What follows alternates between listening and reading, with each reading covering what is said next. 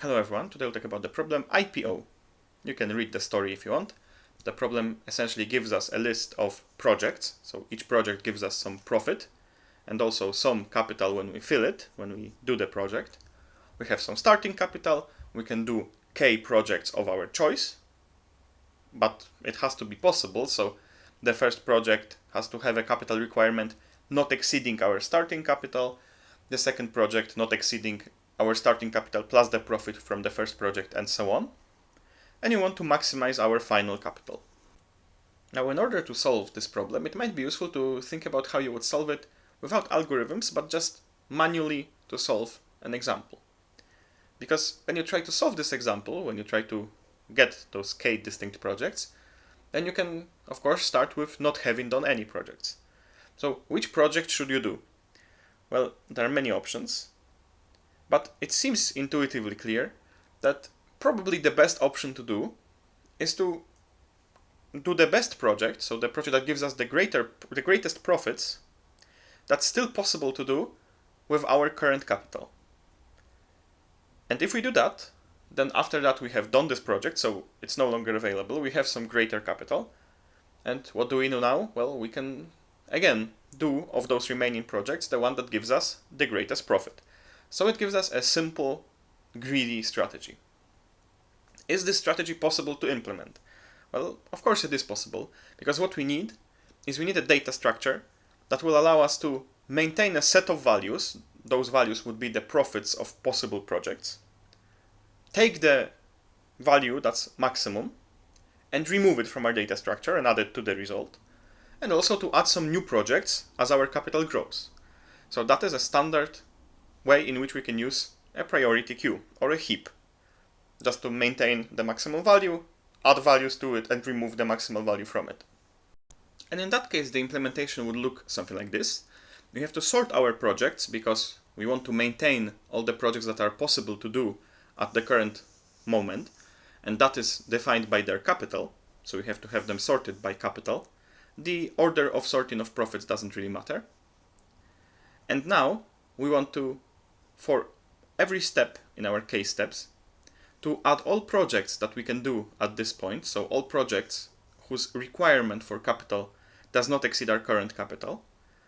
We have to add them to the queue. And after that step, so now we have in our priority queue all the possible projects that we can do. If there is at least one project that we can do, we can add its profit to our result.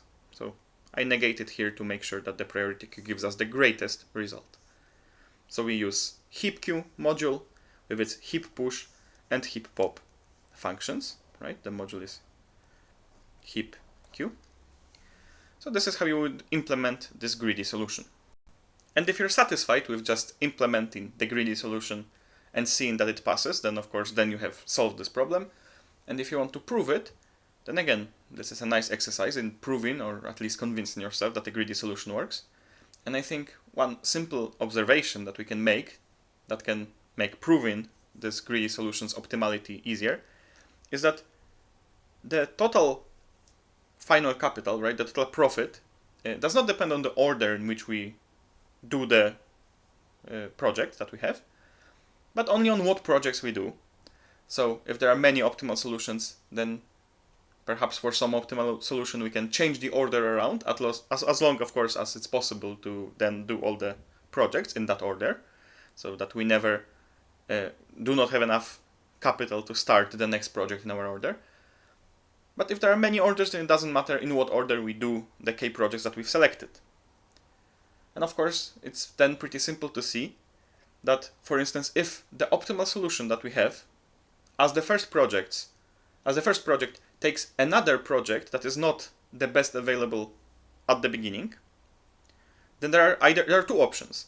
Either it also takes the best project at some point, in which case we can take the best project first, so swap in our optimal solution those two projects, the best project and the first project in the other order, the optimal order, and it will still be possible because then our capital will be greater, will never be smaller, will be greater and then it will be equal again. Or it never takes the best available project at first, or the best available profit of project at least.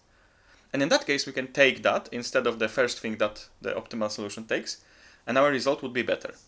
So in both of those cases, we can take the optimal solution that we're given and change it so that the first decision it makes is the same as our greedy algorithm. And of course, after that, we're left in the same situation. The second decision also can be made the same as in our algorithm.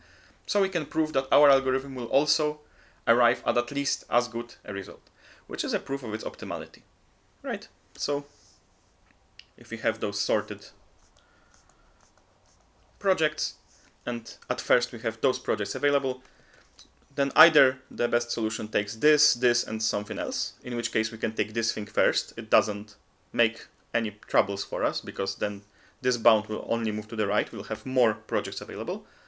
And if it doesn't take this version, but takes this, well, it has to take something from this set first, because it has to make a first move. Then, of course, by making it not take this one and taking this one, which is better, it has better profits, because this is the sorted order that we have in our solution, the whole solution will be better.